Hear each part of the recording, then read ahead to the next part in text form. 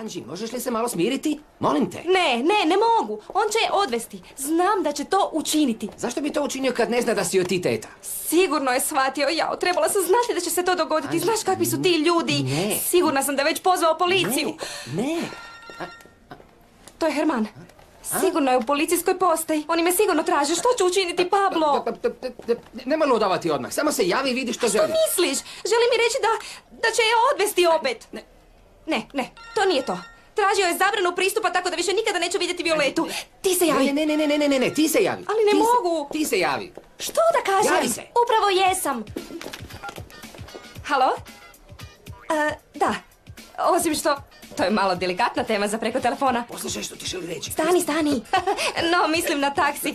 Pokušavam dozvati taksi. Ne, nisam vama govorila. Naravno da ne. Pa, mislim, ne može sve uvijek biti onako kako vi želite. Dobro, bit ću tamo. I? Sutra kod njih. Znači da ipak ne zna ništa. A i policija nije upletena. Ovo je loše, a? Što ćeš mu reći sutra? Istinu. Nisi li ti rekao da moram prestati lagati Violeti? Stani malo. Što ako se radi o zamci? I želite pritvoriti? Misliš da me žele poslati u zatvor?